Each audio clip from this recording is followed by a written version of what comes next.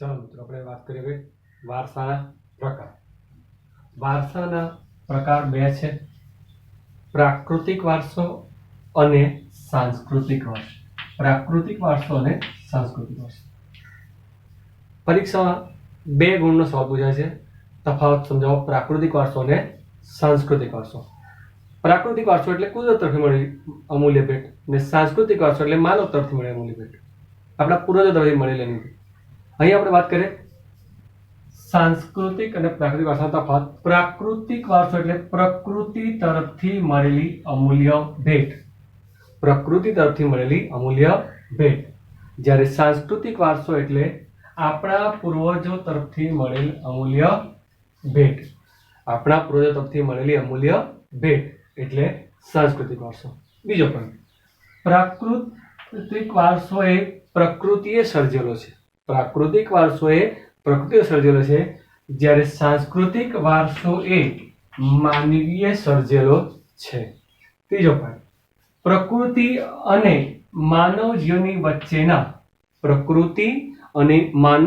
વચ્ચેના નિકટતમ સંબંધોનું પરિણામ એટલે પ્રાકૃતિક વારસો. જ્યારે માનવીએ પોતાની બુદ્ધિશક્તિ, કલા કૌશલ્ય કે આવડત દ્વારા જે કંઈ મેળવ્યું છે તેને પેઢી દર પેઢી ચલાવતા માનવીય વ્યવહારને સાંસ્કૃતિક વારસો કહે છે. ભારતના પ્રાકૃતિક વારસામાં નદીઓ, પર્વતો, સરોવરો, ખીણ પ્રદેશો, જંગલો, મેદાન, રણો, સમુદ્ર, પશુ પક્ષી, જીવજંતુ જેવી બાબતોનો સમાવેશ થાય છે. ટૂંકમાં કુદરત તરફથી મળેલ દરેક વસ્તુનો સમાવેશ એ પ્રાકૃતિક વારસામાં થાય છે. જ્યારે ભારતના સાંસ્કૃતિક વારસામાં રાજમહેલો, ઇમારતો, મંદિરો, મસ્જિદો, મકબરા, ગુંબજો, કિલ્લાઓ, શિલાલેખો, ઉત્ખનન કરેલા સ્થળો, ઐતિહાસિક સ્મારકો. ઉત્ખનન કરેલા સ્થળો એટલે ખોદકામ કરી આવતા મળી આવેલા સ્થળો.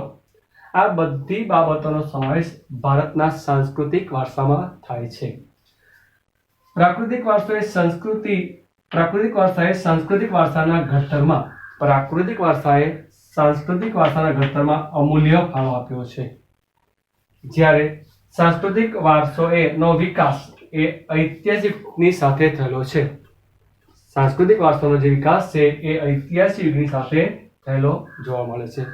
બીજો સબ પોઈન્ટ, પ્રાકૃતિક વારસાના કોઈ પ્રકાર નથી. જ્યારે સાંસ્કૃતિક વારસાના બે પ્રકાર છે, એક ભૌતિક વારસો, બીજો જૈવિક વારસો. ભૌતિક વારસો એટલે માતા પિતા તરફથી મળેલી જમીન, મકાન, મિલકત વગેરેનો સમાવેશ થાય. જ્યારે જૈવિક વારસો એટલે માતા પિતા તરફથી મળેલા આપણા જે લક્ષણો છે તેનો સમાવેશ શેમાં થાય છે? જૈવિક વારસામાં. ફરી એક ફેરી સાંસ્કૃતિક વારસો અને પ્રાકૃતિક વારસો. પ્રાકૃતિક વારસો તે પૂર્વજો તરફથી અમૂલ્ય મળેલી ભેટ છે. જ્યારે પૂર્વજો તરફથી અમૂલ્ય મળેલી ભેટ છે તે પ્રકૃતિએ સર્જેલો છે, તે માનવ સર્જિત છે. પ્રકૃતિ અને માનવ જીવન વચ્ચેના નિકટતમ સંબંધોનું પરિણામ એટલે પ્રાકૃતિક વારસો. માનવીએ પોતાની બુદ્ધિશક્તિ, કલા કૌશલ્ય કે આવડત દ્વારા જે કંઈ મેળવ્યું છે તેને પેઢી દર પેઢી ચલાવવા માટે માનવીય વ્યવહાર એટલે સાંસ્કૃતિક વારસો. ભારતના પ્રાકૃતિક વારસામાં નદીઓ, પર્વતો, સરોવરો, ખીણ પ્રદેશ, જંગલો, મેદાનો, રણ પ્રદેશો, સમુદ્ર, પશુ પક્ષીઓ, જીવજંતુ જેવી બાબતોનો સમાવેશ થાય છે. જ્યારે ભારતના સાંસ્કૃતિક વારસામાં રાજમહેલો, ઇમારતો, મંદિરો, મસ્જિદો, મકબરા, ગુંબજો, કિલ્લાઓ, શિલાલેખો, ઉત્ખનન પામેલા સ્થળો, ઐતિહાસિક સ્મારકો જેવી બાબતોનો સમાવેશ થાય છે. સાંસ્કૃતિક વારસાને ઘડતરમાં અમૂલ્ય ફાળો આપ્યો છે. જ્યારે તેનો વિકાસ ઐતિહાસિક યુગની સાથે થયેલો છે. પ્રાકૃતિક વારસાનો કોઈ પ્રકાર નથી. જ્યારે સાંસ્કૃતિક વારસાના બે પ્રકાર છે. પહેલું ભૌતિક વારસો અને જૈવિક વારસો. ક્લિયર? સમજાય છે? ઓકે, ચાલો મિત્રો આપણે જોઈએ હવે પ્રાકૃતિક વારસાના એક અંગ તરીકે ભૂમિ દ્રશ્યોનું મહત્વ સમજાવો. પરીક્ષામાં સવાલ પૂછાતો નથી પણ સમજાવું તમને કે પ્રાકૃતિક વારસાના એક અંગ તરીકે ભૂમિ દ્રશ્યોનું મહત્વ. ભૂમિના વિવિધ આકાર દ્વારા સુંદર ભૂમિ દ્રશ્યો સર્જાય છે. દાખલા તરીકે હિમાલય એ એક ભૂમિ આકાર છે. શું છે? ભૂમિ આકાર. હિમાલય અનેક પ્રકારે આપણાને ઉપયોગી છે. દાખલા તરીકે વનસ્પતિ મેળવવા માટે, ખનિજો, પશુ પક્ષી, બરફથી છવાયેલા શિખરો, તેમાંથી નીકળતી બારેમાસ પાણીથી ભરપૂર નદીઓ, તરાઈના જંગલો. આ ઉપરાંત પવિત્ર યાત્રાધામ અમરનાથ, બદ્રીનાથ, કેદારનાથ જેવા યાત્રાધામ, કેટલાક શિખરો, કેટુ શિખર, કંચનજંઘા શિખર વગેરે. ભારત માટે હિમાલયનું મહત્વ ઘણું છે. બીજું, આ ભૂમિ દ્રશ્યોએ સદીઓથી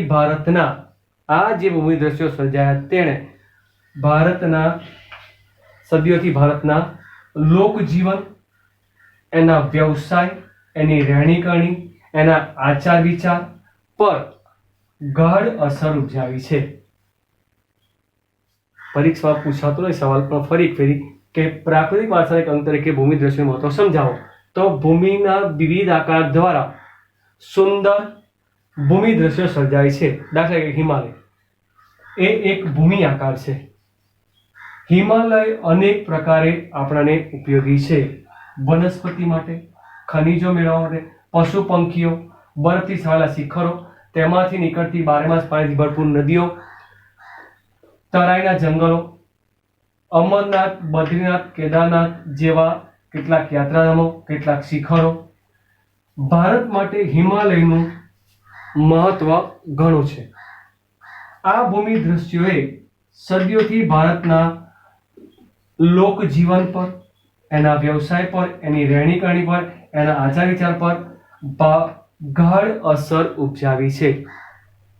ત્યાર પછીનો મોસ્ટ આઈએમપી સવાલ, પ્રાકૃતિક વારસાના અંગ તરીકે નદીઓનું મહત્વ સમજાવો. 2 ગુણમાં પૂછી શકે, 3 ગુણમાં પૂછાય. બરાબર? કયો સવાલ છે? પ્રાકૃતિક વારસાના અંગ તરીકે નદીઓનું મહત્વ સમજાવો. નદીઓ પ્રાચીન સમયથી ભારતમાં લોકમાતા તરીકે પૂજાય છે.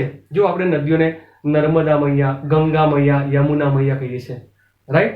પરંતુ તમે કોઈ દિવસ એવું સાંભળ્યું નાઇલ મૈયા? નહીં બોલતા લોકો. એમેઝોન મૈયા નહીં. ભારતીય સંસ્કૃતિ નદીઓને માતા ગણે છે, માટે આપણે ગંગા મૈયા, નર્મદા મૈયા, યમુના મૈયા કહીએ છીએ. એટલે નદીઓ પ્રાચીન સમયથી ભારતમાં લોકમાતા તરીકે પૂજાય છે. ભારતની સંસ્કૃતિ સિંધુ અને રાવી નદી કિનારે વિકાસ પામી હતી. આથી ભારતીય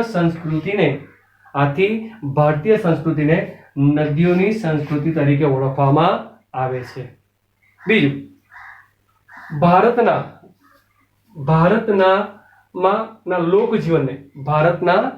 લોકજીવનને સિંધુ, ગંગા, યમુના, કાવેરી, નર્મદા, ગોદાવરી જેવી નદીઓએ સમૃદ્ધ બનાવી છે.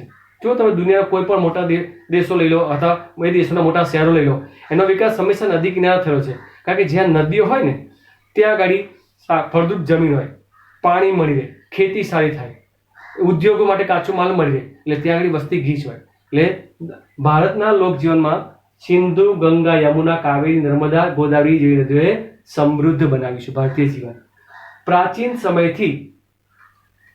સમયથી નદીઓએ પીવાનું પાણી, વપરાશનું પાણી, સિંચાઈ માટે, વીજળી માટે, ખેતી માટે, જળમાર્ગ માટે જેવી મહત્વની જે જરૂરિયાતો સંતોષવામાં આ નદીઓનું સ્થાન અગ્રીમ રહ્યું છે અથવા અગ્ર રહ્યું છે.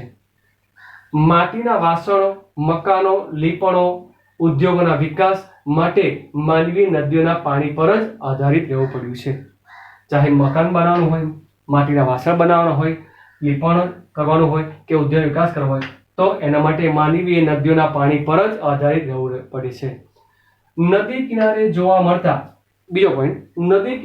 મળતા ઉષા અને સંધ્યાના ભૂમિ દ્રશ્યો માનવીમાં સૌંદર્ય સૂઝ, કલા સૂઝ, કૌશલ્ય ને વિકાસ આવી છે.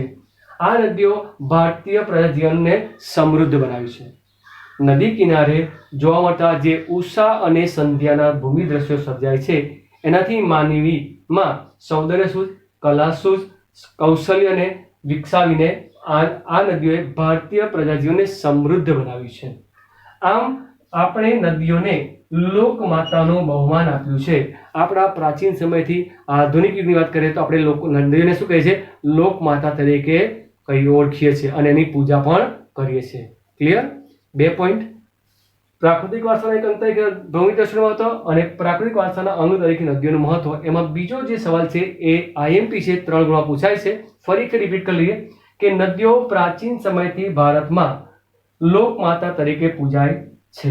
ભારતીય સંસ્કૃતિ સિંધુ અને રાવી નદી કિનારે વિકાસ પામી હતી. આથી ભારતીય સંસ્કૃતિને નદીઓની સંસ્કૃતિ તરીકે ઓળખવામાં આવે છે. ભારતના લોકજીવનને સિંધુ, ગંગા, યમુના, કાવેરી, નર્મદા જેવી નદીઓએ સમૃદ્ધ બનાવ્યું છે.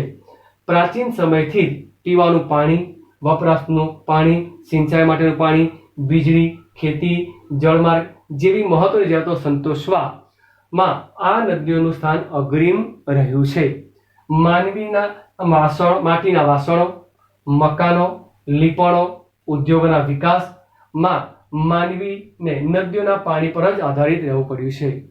બીજો પોઈન્ટ, નદી કિનારે જોવા મળતા ઉષા અને સંધ્યાના ભૂમિ દ્રશ્યો માનવીમાં સૌંદર્ય સૂઝ, કલા સૂઝ, કૌશલ્ય વિકસાવીને આ નદીઓએ ભારતીય પ્રજાને સમૃદ્ધ બનાવ્યું છે. માટે જ આપણે આ નદીઓને લોકમાતાનું બહુમાન આપ્યું છે. આપણે એને લોકમાતા તરીકે પૂજીએ છીએ. ક્લિયર? ચાલો મિત્રો, હવે પ્રાકૃતિક વારસાના એક અંગ તરીકે વનસ્પતિનું મહત્વ. ભારતની પ્રજા આદિ સમયથી પર્યાવરણ પ્રેમી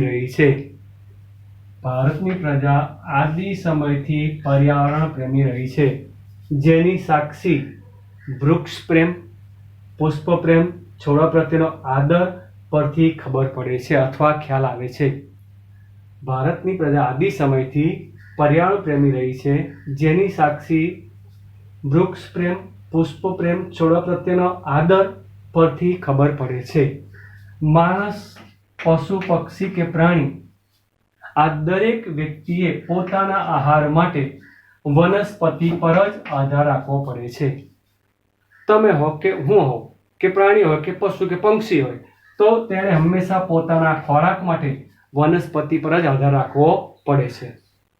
ભારતમાં વડ, પીપળો, તુલસી વગેરેની પૂજા ધૂપ દીપ કરવામાં આવે છે. ભારતમાં વડ, પીપળો, તુલસી વગેરેની પૂજા ધૂપ દીપ અગરબત્તી કરવામાં આવે છે. વડ સાવિત્રીના વ્રતમાં વડની પૂજા કરવામાં આવે છે. બીજું, તમે જોયું હશે કે વડ સાવિત્રીના વ્રત વખતે સ્ત્રીઓ વડની ફરતે પેલો સફેદ દોરો વીંટતા હોય છે. કેમ ખબર છે? એ વડ દાદાને કહે છે કે હું તમને જેમ બાંધું છું એમ તમે મારા પતિને બાંધી રાખજો. એટલા માટે લોકો વડ સાવિત્રી વ્રતની પૂજા કરતા હોય છે, જેથી એમનો પતિ જતો ના રહે. ઓકે, આગળ જોઈએ. અનાજ, કઠોળ, તેલીબિયા, ધન ધાન્યથી લહેરાતા ખેતરો, વનસ્પતિથી સમૃદ્ધ જંગલો, ઔષધિ માટેના છોડવા વગેરે અતિ પ્રાચીન કાળથી જ આપણા જીવનને સમૃદ્ધ બનાવ્યું છે. અનાજ, કઠોળ, તેલીબિયા, ધન ધાન્યથી લહેરાતા ખેતરો, વનસ્પતિથી સમૃદ્ધ જંગલો, ઔષધિ માટેના છોડવા વગેરે અતિ પ્રાચીન કાળથી જ આપણા જીવનને કેવું બનાવ્યું છે? સમૃદ્ધ બનાવ્યું છે. આપણે વનસ્પતિ વગર આપણા જીવનની કલ્પના કરી શકીએ નહીં. ઔષધિ જેવી કે હરડે, આમળા, બહેડા, કુવારપાઠું, અરડુસી, લીમડો, બરાબર, તેમજ પુષ્પો જેવા કે મોગરો, ગુલાબ, કમળ, ડમરો, સૂર્યમુખી, ચંપો, નિશિગંધા, જુઈ, કરણ જેવા માનવ જીવનને વનસ્પતિ, ઔષધીય વનસ્પતિ અને પુષ્પોએ માનવ જીવનને સુંદર, સુવાસિત, સમૃદ્ધ અને નિરામય બનાવ્યું છે. ફરી એક ફેરી, ઔષધિઓ જેવી કે હરડે, આંબળા, બહેડા, કુવારપાઠું, અરડુસી, લીમડો તેમજ પુષ્પો જેવા કે મોગરો, ગુલાબ, ડમરો, કમળ, સૂર્યમુખી, ચંપો, નિશિગંધા, જુઈ, કરેણ જેવા પુષ્પોએ માનવ જીવનને સુંદર, સુવાસિત, સમૃદ્ધ અને નિરામય બનાવ્યું છે. સામાજિક કે ધાર્મિક જીવનમાં વનસ્પતિના અસરકારક પ્રભાવ જોવા મળે છે. આપણી સામાજિક જીવન હોય કે ધાર્મિક જીવન હોય, વનસ્પતિનો આપણો પ્રભાવ જોવા મળે છે, અસરકારક પ્રભાવ જોવા મળે છે. તમે જો લગ્ન પ્રસંગે જો ફૂલ છોડ, ધાર્મિક પૂજા વિધિમાં ફૂલ છોડ, આ બધું જોવા મળે છે, જે શું દર્શાવે છે? વનસ્પતિ પ્રત્યેનો આપણો પ્રભાવ, વનસ્પતિના આપણા જીવન પ્રત્યેનો પ્રભાવ જોવા મળે છે. બીજું, ત્યાર પછીનો પોઈન્ટ, પ્રાચીન વારસાના અંગ તરીકે વન્ય જીવન, વન્ય પ્રાણી આપણા જીવનનો એક મહત્વનો ભાગ છે. દાખલા કે વન્ય પ્રાણી ના હોય તો, અથવા કોઈ પ્રાણી ના હોય તો શું થાય? તો પહેલું જ કે સવારમાં તમે ચા કે દૂધ કે બોર્નવિટા ક્યાંથી પીવો? દૂધ વગર. આ જ પ્રાણીઓ આપણને દૂધ આવે, ગાય, ભેંસ, ઘેટા, બકરા. જો એ ના હોય તો આખા વર્લ્ડના 70% લોકોનું દિવસ બગડે, કારણ કે સવાર દરેકને ઉઠીને શું જોઈએ? પહેલી ચા. બરાબર? તો આપણે વાત કરીએ પ્રાકૃતિક વારસાના અંગ તરીકે વન્ય જીવન. પ્રાચીન સમયથી ભારત પ્રકૃતિ પ્રેમી હોવાથી, પ્રાચીન સમયથી ભારત કેવું છે? પ્રકૃતિ પ્રેમી, કુદરત પ્રત્યે એને પહેલેથી લાગણી છે. પ્રકૃતિ પ્રેમી હોવાથી ની સાથે સાથે પ્રાણી પ્રેમી સંસ્કૃતિ ધરાવે છે. પ્રાણી પ્રેમી સંસ્કૃતિ. માનવી પ્રકૃતિ પ્રેમી હોવાની સાથે સાથે પ્રાણી પ્રેમી પણ રહ્યો છે. તમે જો ઘણી જગ્યાએ મોટા બોર્ડ મારેલા છે, બીવેર ઓફ ડોગ. મોટા બંગલા હોય ત્યાં બોર્ડ મારે બીવેર ઓફ ડોગ. કેમ? અંદર કૂતરા હોય જ નહીં, કારણ કે અંદર બધા કૂતરા જ રહેતા હોય, એનાથી આપણે ડરવાનું.